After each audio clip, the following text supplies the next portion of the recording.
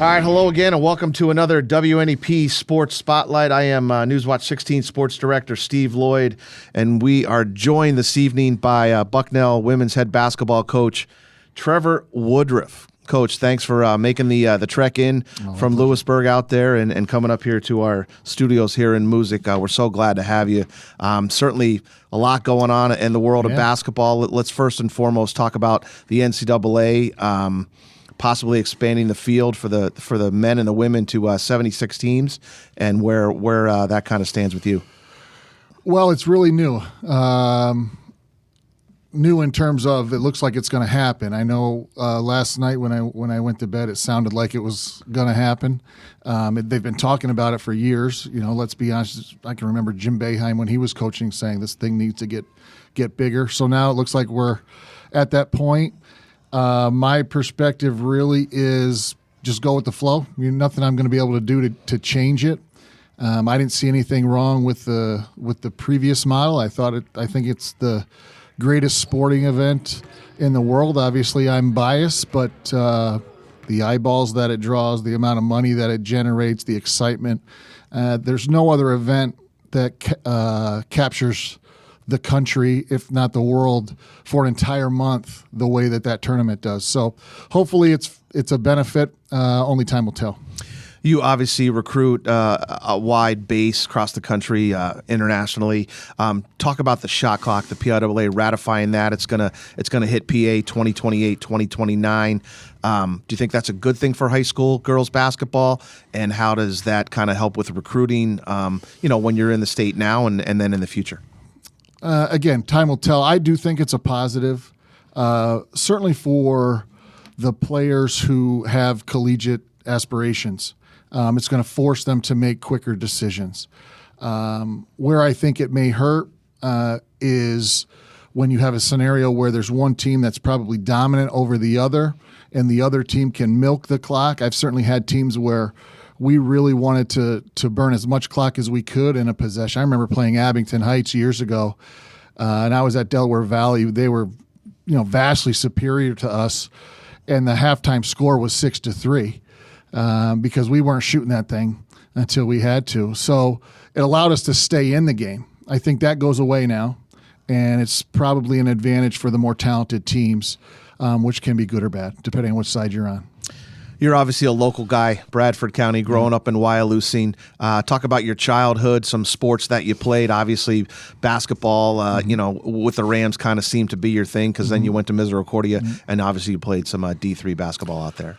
Yeah, so Northeast PA guy really from the beginning. Although I was born in Germany on an Army base, we moved back and spent my entire life, essentially childhood at least, in Bradford County. Really proud of where I came from, the people that I was surrounded by. Really, my childhood was about athletics, essentially, and trying to become a Wyalusing Ram someday. I just wanted to, like all small towns, really, probably in your viewing area, kids grow up watching the older kids, and they just want to wear those colors. And they want to play for those coaches and compete for championships. So I was one of those. It's really all I ever thought about. Multiple sports. I was fortunate to have supportive parents that allowed me to kind of do whatever I wanted. So really 3-sport athlete, played football, basketball, and baseball. Maybe above average at all, not great at any. But for me, in the area that I grew up, it really was the core of our existence. We revolved around Friday nights in the fall, and we look forward to spending the winter in the gym, and then hopefully had 2 or 3 good weather days in the spring to play a little baseball. But that was the deal. That's all I knew. I can remember as early as 4th grade telling my 4th grade teacher, Mike Fox, I'm going to be a basketball coach someday. And to me at that time in my life, that meant being the head coach at Georgetown or Syracuse, because those were the teams that I saw on TV at that time. At no point did I ever make a intentional decision that I was going to be a men's coach or a women's coach. All I knew was men's basketball, because women's basketball at that time, you didn't see it or hear about it. And so my high school experience really took me to Misericordia I was more recruited as a football player, but I knew I wanted to be a basketball coach, so it didn't make sense to get beat up too much collegiately in a sport that I knew I didn't really have a future. So I chose the basketball route and haven't looked back. It was one of the greatest decisions I ever made, to go to Misericordia, to play for Dave Martin, who has become really my greatest champion in terms of my professional life. So that one relationship, that one choice was really the kickstart to my career as it is today. Trevor, Bucknell University sits in District 4. You recruit District 4. You have a young lady coming from Loyalsock Township, Elena Dadsey, 3A Player of the Year. They won a state title a couple years ago. What are you getting in her, and how excited are you and your staff to have her join the Bison? Well, I really could not be more excited. I think she's scratching the surface as much as she's accomplished, which is a mouthful. I know a local writer down by us in central part of the state tweeted that she's on the Mount Rushmore of Central PA basketball players, high school basketball players, next to Kelly Mazzani and people like that. So that's really a mouthful. 2,000 points, 1,000 rebounds, state championship, all the accolades. And truthfully, I think she's scratching the surface. This is a very unique talent. She's got the God's gift of size and athleticism. Combined with a high IQ, I think she can really pass, which people probably don't realize. When you spend an entire season being triple and quadruple teamed the way she has this year, you better figure out how to pass, and she has. So I can't wait for, I think June 7th, we report for summer workouts, and I just can't wait to see her in the blue and orange. She's got a chance to be really, really special. You graduate from Misericordia, you get your start in coaching at Delaware Valley. You touched on that previously. Obviously, Chris Holzer is out there now. Yep. Then you go to Lackawanna. You coach there for a little bit. Then you start your 11-year career at Misericordia. Home for you, days out there. What do you remember the most? Certainly you had a lot of success. Well, all of those stops were obviously on the men's side and the boys' side. Spent the first chunk of my career coaching the boys at Del Val, then the men at Lackawanna and Misericordia. And it really was home, as you said, a place I was very comfortable, a boss who was my coach. So I had a boss, but a friend, a mentor in the next office over, who really, allowed me to make mistakes. I was a young coach. I probably on paper was not the best candidate for that job. I had 2 years of varsity boys high school basketball, 1 year at Lackawanna. I was not the best candidate on paper for that job, but he believed in me. And as the athletic director, I was his first hire. He really believed in me, and he gave me kind of the space. I would always ask him to come back to the gym. Like, why don't you come in the gym? Tell me what I'm doing wrong. And he wouldn't. He would just stay away. But just, as good of a mentor as I could have had, allowed me to make mistakes, as I said, and then eventually we kind of figured it out. We really had it rolling at Misericordia. We had gotten it up and going pretty quick, and then we changed leagues. People won't remember that, but we had gotten to where we could compete at the top of the Pennsylvania Athletic Conference. Then we moved to the Freedom Conference, which was, in my opinion, a little bit of a step up. So we kind of went from where we were at the top of the old league to now middle at best of the Freedom when we got there. And so it took a few years, but by the time we left there in 2015, I think it was, we had won multiple conference championships. We had really, in many ways, become the best local program. We had beaten Kings and Wilkes and the University of Scranton relatively consistently in our last 4 or 5 years. So I felt good about what we did there at a school that wasn't tradition-rich, but became really, really regionally competitive. Trevor, we're going to go back to 2007, 2008, in the PAC, the Pennsylvania Athletic Conference. Coach of the Year, Vinny Baumick was on the team. First season in the MAC was 2008, 2009. The 09-10 team, Dom Delpreet, Jeff Slanovic, and then 11-12, you go 21-7, first Freedom Conference title with Ethan Eichhorst, and you were Coach of the Year, and then you got another Coach of the Year a couple years later with Busaka and Steve Ware, 21-7. So a lot of success there of couple 20-win seasons, and you kind of had a good run there for the 11 years. What do you remember most about coaching those players? Just the guys. I mean, the majority of those, out of maybe other than one or two of them, they were all local guys. You know, you talk about Sullivan County and Hazleton and Abington Heights. Like, we really built the core of our program on local players, many of whom other schools didn't even recruit. You know, I can remember Ethan Eichhorst, who became an All-American for us at Misericordia. When he got down to the end of his recruitment, it was us and like Penn State Hazleton, you know? And so we existed on local players for the most part. But they were just great guys. Like, they were there for the right reason. They wanted education. They wanted to be coach hard. They were willing to, give up maybe some personal accolades for the success of the team. And, you know, it was very difficult. It wasn't easy, but man, was it worth it. The work that they put in, we just, we got to the point where we were as good regionally as anybody, and we were making NCAA tournaments. And I felt like at the end, in 2015, when we went to our second NCAA tournament, we were at the point where it's like, now we got to make another step where we're not just getting to the NCAA tournament, where we're winning games.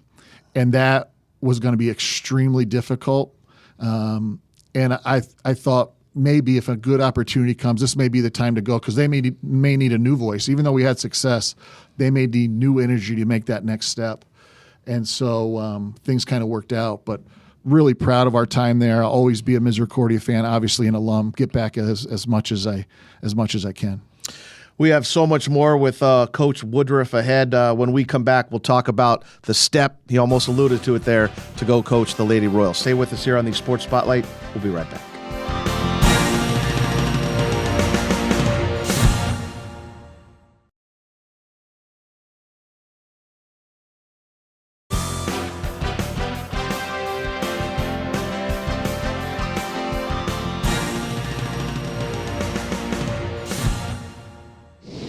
All right, welcome back to the WNEP Sports Spotlight. I'm Sports Director Steve Lloyd here at WNEP. Trevor Woodruff joins us, the Bucknell University head women's basketball coach.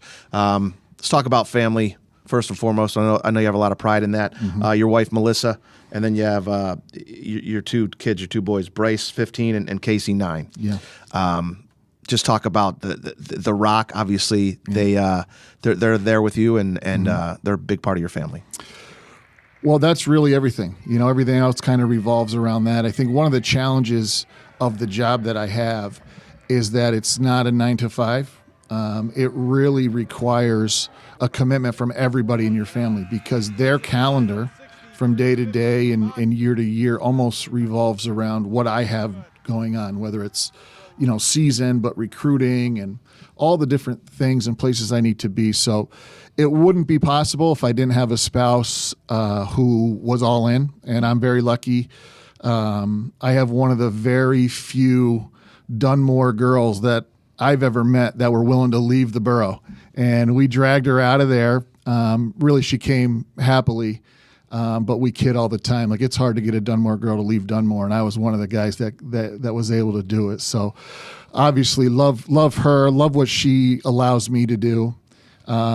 Never have to worry about the kids. She's got everything under control, and she's done a great job really raising them with, in some ways half a spouse, because you miss a lot of stuff in this line of profession, in this profession. So the boys are doing really well. Obviously, all they knew was kind of Dunmore, where we lived before moving, and so that's always a concern when you leave.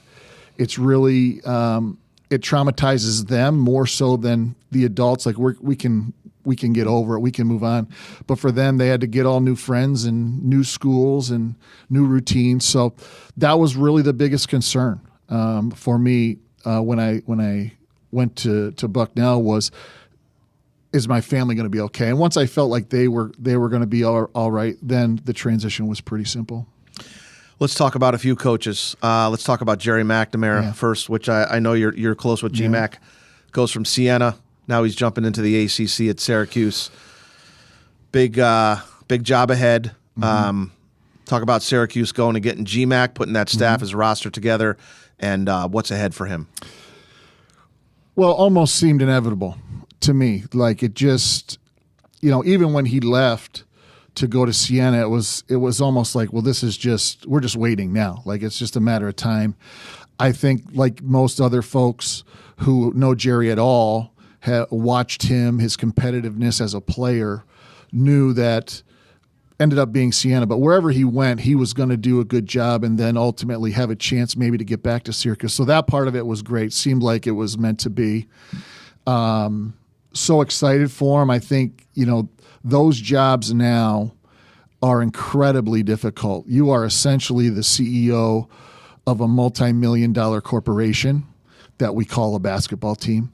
And so I know just from the level that I'm at, it's way different. But so the level that he's at, where very little of your job is basketball, X's and O's. Like he's got so many other things on his plate, so many other people in his orbit who now are relying on him for their professional success, right? Like they're feeding their families because they work for him, and the job that he does is going to. So that's a lot of pressure, but super excited to watch him work. I can remember several years ago, we played at Syracuse, and during our shoot around the morning of the game, he came out obviously and said hello. And I looked up in the rafters, and his jersey hadn't been retired. I said, Jerry, what's going on? I thought you were a good player up here. and he says, I don't know. Just totally coincidence. We leave the court. Their men come on to do their normal practice, and they started practice with Coach Boeheim announcing to the team that Jerry's jersey was going to be retired. Total coincidence, but a cool moment, and just excited for him. He's going to do great. I know I'll be rooting for Syracuse, just because of him, really. My wife's a West Sider and a teacher, and they talk about Jerry in the Scranton School District, growing up and all the stories, and Biddy basketball and stuff. What was your initial story that you heard about him, when he was younger, kind of coming up in junior high and playing basketball? Yeah, so I was at Delaware Valley at the time coaching out in Milford. And so there was a story of they had hosted a tournament. Delaware Valley had hosted a tournament, and Coach Bucci brought Bishop Hannon out, and they played Williamsport, who had Chevy Troutman on their team, who would later go on to play Pitt. So they would always talk about that game. And I think, Jerry went bonkers. He was a freshman, maybe had like 40 points. I can't remember all the details, but that was kind of the first time I can remember hearing about him. And then obviously followed him through. Coach Bucci was a very close personal friend of mine. And so probably the best basketball memory I have of Jerry, there were two. One, I was in Madison Square Garden when he was standing on the scorer's table, and everybody at the mecca of basketball was chanting his name. And it just gave me chills thinking about, man, this guy used to play in that little gym over downtown. Like, it's just an amazing story. And then the second was the morning of the national semifinal in New Orleans, his freshman year at Syracuse. Coach Bucci and I had traveled together. And so we were able to, amongst a lobby full of Syracuse fans, get a couple minutes with Jerry off. It was actually a little bar room in the lobby of the hotel that was closed because it was early in the morning, but we were tucked back in the corner. The lights were off, just, getting to talk to him, seeing how he's doing. And then later that night he goes crazy, and, the rest is history. But those are a couple cool memories that I have of interactions with GMAC. Our next coach, Ben O'Brien. We've talked about Dunmore a lot. Another Dunmore guy that came from the Lady Bucks, then coached at the U, as you did. He now is down at Lafayette in the Patriot League. Yeah. So certainly a friend of yours. Yep. Going to be a rival now and a competitor. Your thoughts on Coach O'Brien going from a D3 program to Division I, just like you did? Well, super excited for him. Obviously well-deserved. The job he's done the last 4 years at Scranton speaks for itself. And he'll do great. Like I think they've got a pretty good roster. He's not walking into an empty cupboard, so to speak. And, he's proven himself. Known Ben for a long time. I can remember when I was at the U at Scranton, I would be outside the elementary school doors picking up my kids from school, and he would be standing there too. And we would just, fortunately for us, we could just talk hoops while we were waiting for our kids. And I would sneak over and try to catch some of his practices. Certainly once, if there were players we liked, we would try to get over there as well. But just super excited for him and his family. I'm sure at this moment he feels like he's drinking from a fire hose. Like there's going to be a lot of things coming at him he never expected. But he's at a good school with good people around him. I suspect he's going to have great success there. Trevor, let's go back to August 27th, 2015, named the sixth coach in the University of Scranton Lady Royals history in 42 years. That first season, 30-1. You finished fourth in the country, landmark fourth title, Elite Eight. What do you remember most about season number one with the Lady Royals? So I remember arriving, kind of getting things moved into the office and getting around campus to meet people.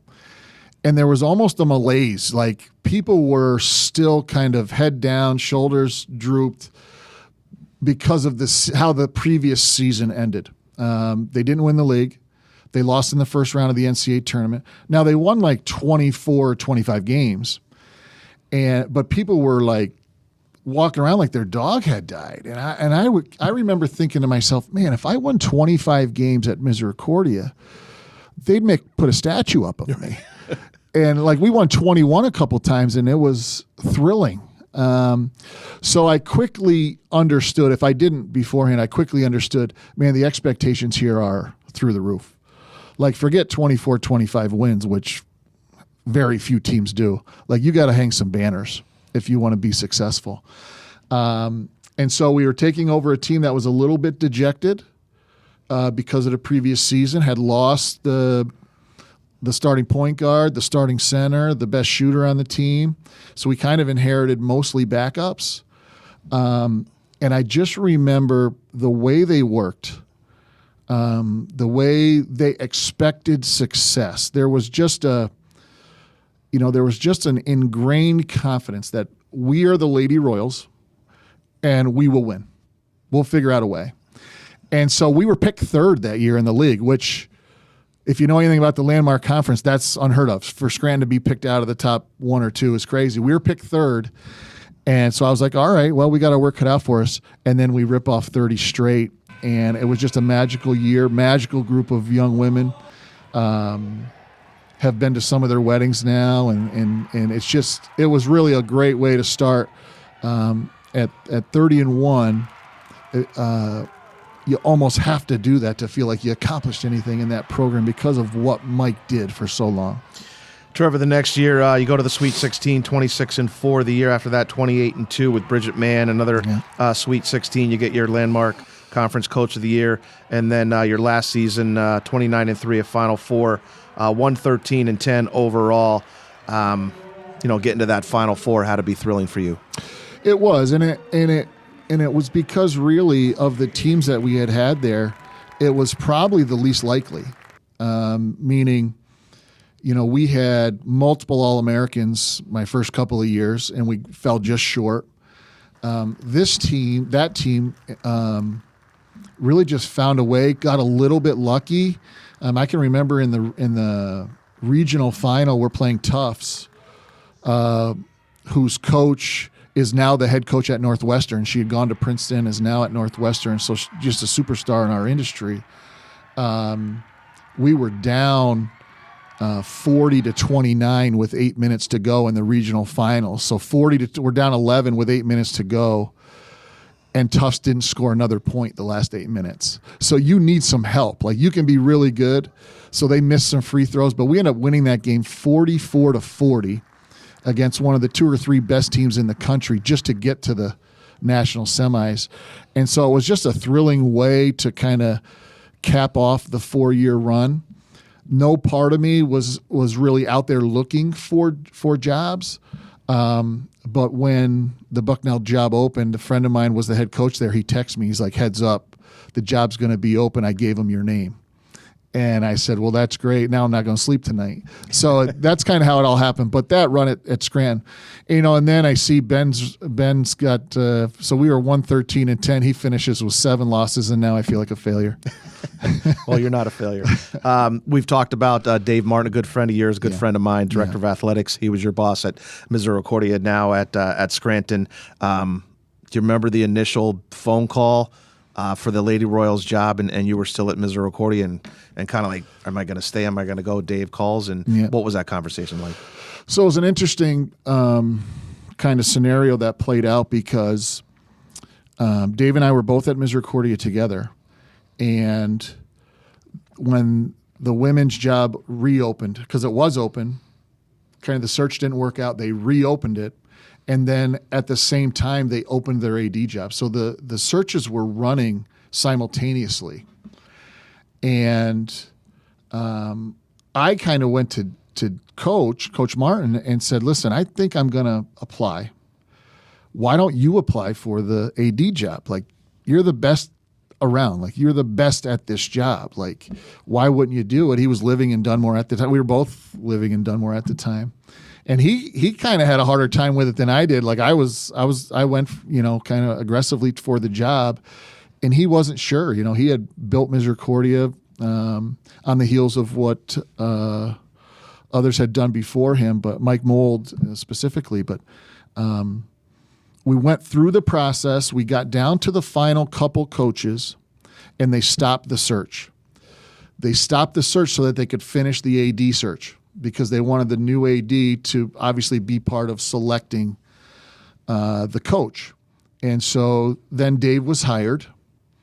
And obviously I felt confident at that point, well, if I don't get it now, I guess I'll know that he wasn't real happy with my previous work. So it just worked out to the fact that, he called me and he said, listen, let's finish the process. Obviously, I feel really comfortable if you end up being our coach, but you've got to go through the process. And so we did all the other steps involved, and I think there was pretty good consensus among the folks at Scranton that I was the right choice. So it didn't put a lot of pressure on him to have to say, no, that's my guy. I think the decision was really collaborative, and it was relatively, I think most folks felt like I was the right coach. Well, we've talked about Trevor's time at Misericordia and with the Lady Royals at the University of Scranton. When we come back, we'll talk about his tenure now at Bucknell. More on the Sports Spotlight. Stay with us.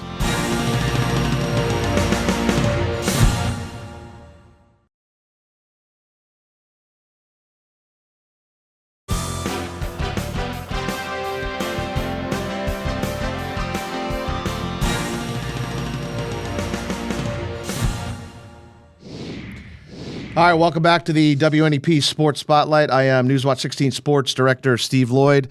Trevor Woodruff with us here once again. Coach, after the Lady Royals, you head west out to Lewisburg.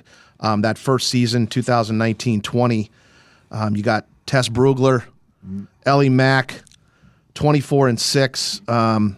The season then was canceled after the first round of the Patriot League. And I know I was out there. I think we were all kind of in a little shock, just trying to weed our way through COVID.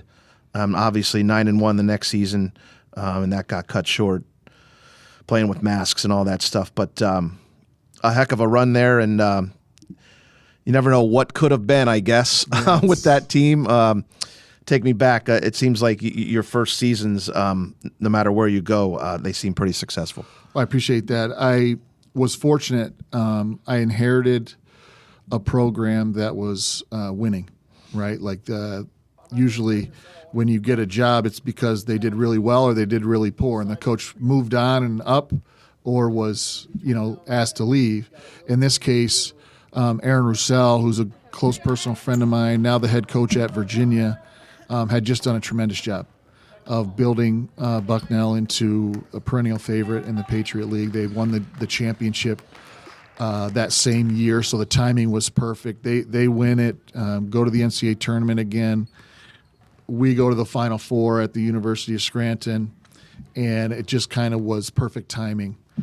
But yeah, we take over a winning program. We had lost significant parts of the previous team. I think there were 4 or 5 seniors on that previous team that were huge contributors, but we returned really a pretty loaded roster. And so the biggest job I had to do really was to just gain their trust, build those relationships so that they knew, okay, this is a guy we can follow. He's got our best interest at heart. Because schematically we were very different than what they had been. They were very much wide open, cutting edge at that time, chuck and duck, spread out, shoot as many threes as you can.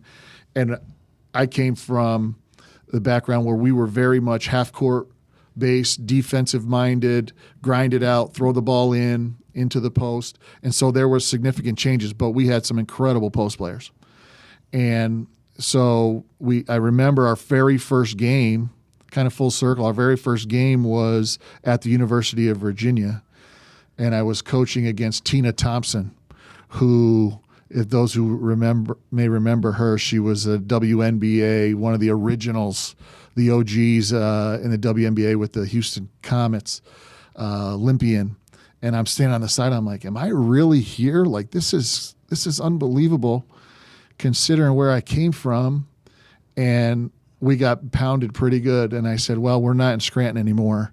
But it wasn't long after we kind of got it figured out. We ran through the Patriot League that year. I think we had 2 losses. We won the regular season championship with 4 or 5 games left on the schedule. We had already clinched. We go into the first round of the conference tournament and we win going away by 25 or 30. And I thought at that point, like, if we just play to our capability, this is a team that can not only play in the NCAA tournament, this is a team that can win in the NCAA tournament. We were old. We were big. We were one of the best shooting teams in the country. We had depth. We had all the pieces. And because we had such a good record where we were going to go into the NCAA tournament with 6 losses, that gives us a chance to get a neutral site game, which is really, really key in the women's side. You don't want to play a road game at UConn or Duke that first round. If you can get a neutral site game, you feel good. And I thought we would be a handful for a lot of people. But COVID hits. We actually were leaving shoot-around the morning of the conference semifinal. And they said, okay, the game's canceled. And we not only is the game canceled, we need everybody out of the dorms by 10 a.m. tomorrow. So we literally went from about to host the conference semifinal to not even in the same location as each other in about 18 hours. And talk about kind of, the floor falling out. It was we had dinner that night as a team, and there were tears and devastation, and we kept holding on to hope. They kept saying, 14 days to bend the curve or whatever that saying was. We're like, all right, we're still going to have the NCAA tournament, and we're going to be the representatives because we're the 1 seed in the Patriot League. So we kept holding on to that.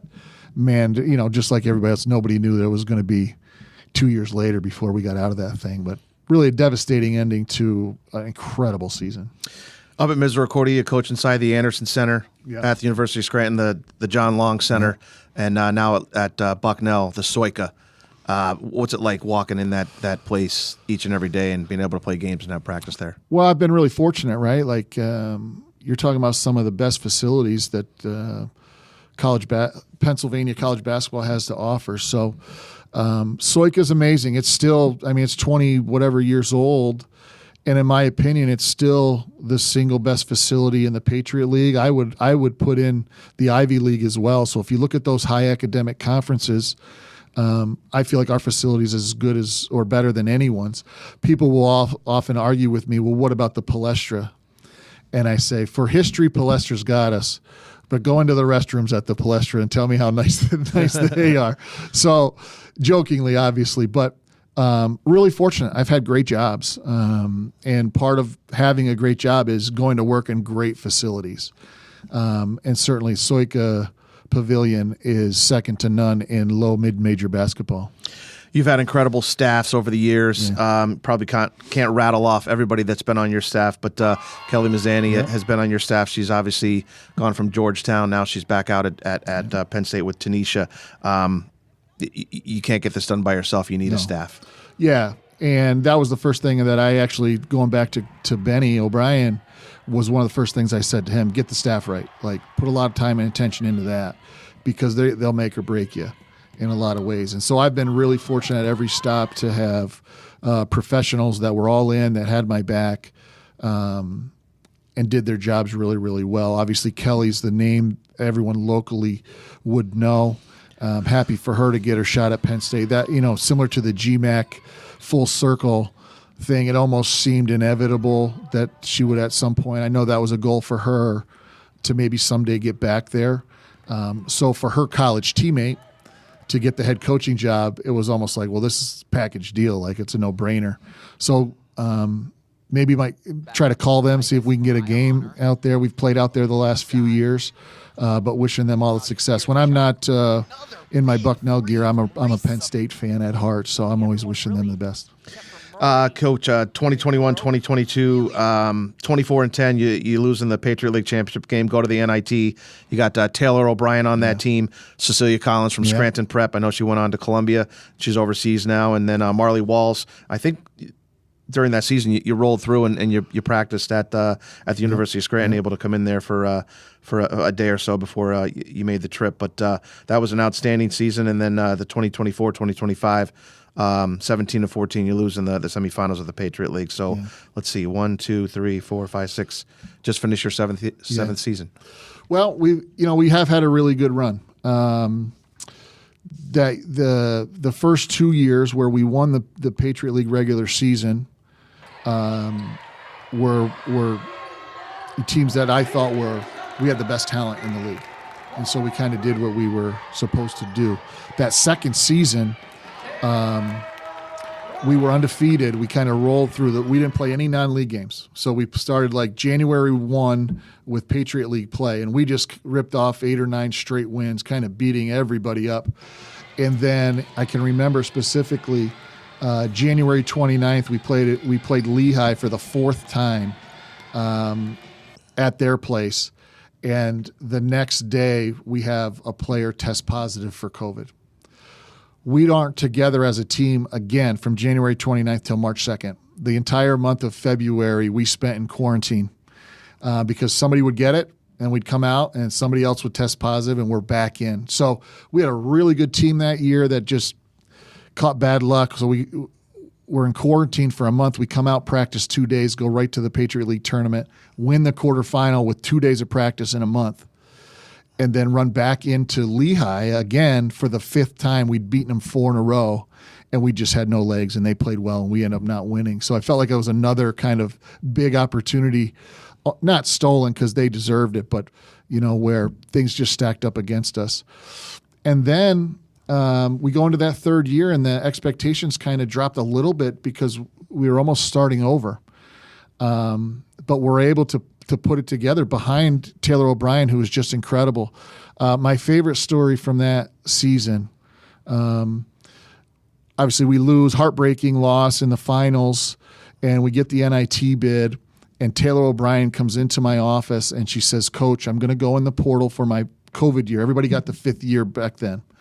And she said, "Should I do it before the NIT or after the NIT?" And I said, "Well, let me think about it." So I sat around and thought about it. I said, if this girl puts her name in the portal, what kind of effort are we going to get in the NIT game against Fordham? And in my mind, this girl's going to try to show everybody in the country, you want me on your team. And man, I guess right. So she put her name in the portal. She gets 35 that night at Fordham.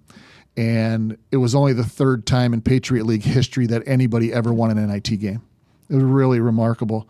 And she went on to have a great 5th year at Florida State, and is now in her 3rd season playing overseas. She's in her 2nd level. She started at, kind of entry level and now is moving up the ranks over there. So incredible athlete. Her brother, one of the top, the number 1 recruit in Pennsylvania for football, signed with Notre Dame, wide receiver Joey O'Brien. That's her brother.